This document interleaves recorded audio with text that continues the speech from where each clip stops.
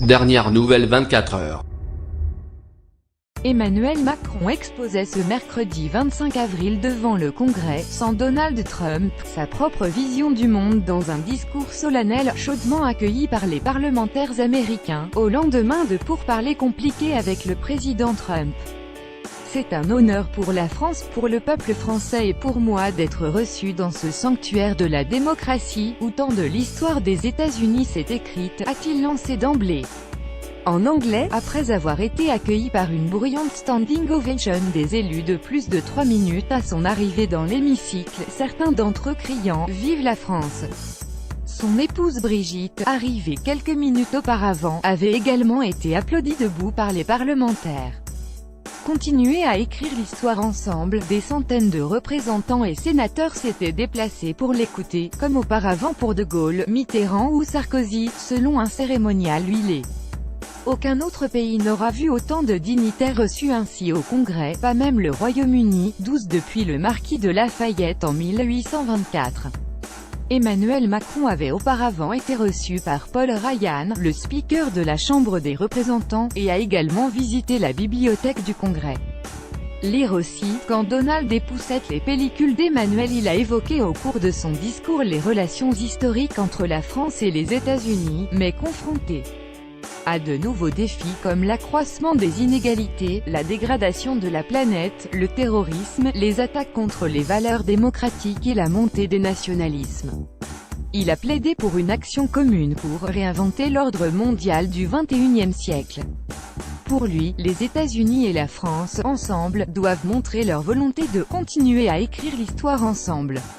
Le président s'est également assuré un vif succès auprès des élus américains en expliquant qu'il n'y avait pas de planète B et qu'il était persuadé que les USA reviendront dans l'accord de Paris.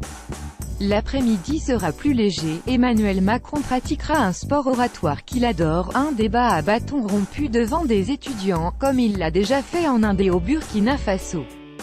Ces échanges qu'il publie généralement sur les réseaux sociaux, lui fournissent matière à dérouler ses arguments sur tous les sujets et répondre à d'éventuelles critiques. Des discussions diplomatiques ardues. Ces images permettront de tourner la page de discussions diplomatiques avec Donald Trump particulièrement ardue la veille sur l'accord nucléaire iranien, face à un président qui, a reconnu Emmanuel Macron, comme lui, ne change pas d'avis facilement. Son interlocuteur n'a guère bougé ses positions, que ce soit la condamnation sans appel de l'accord iranien, désastreux, et que la France jusqu'ici défendait, ou sur les échanges commerciaux, injustes, avec l'UE, dont Paris se fait l'avocat. En même temps, Donald Trump a manifesté à son hôte une amitié débordante, lui faisant la bise longuement en pleine conférence de presse et le serrant dans ses bras.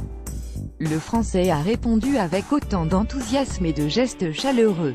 Trump intraitable à l'issue d'un entretien qui s'est prolongé bien plus longtemps que prévu. Les deux hommes ont d'ailleurs trouvé sur l'Iran ce qui se veut une porte de sortie. Le président français a proposé de négocier avec l'Iran un nouvel accord, qui durcirait le premier et inclurait le règlement de la situation politique en Syrie. Donald Trump n'a, lui, apparemment pas changé d'avis contre l'accord actuel. Mais Téhéran et Moscou ont rejeté immédiatement l'idée d'un nouvel accord. Lire aussi, Labro, Macron-Trump, une bataille de communicants. Le président français n'a pas obtenu grand-chose non plus sur l'accord de Paris, dans lequel il a longtemps espéré le retour des États-Unis, ni sur les taxes douanières décidées par Donald Trump sur l'acier et l'aluminium. Sur ce dernier point, la France et l'Europe seront vite fixées.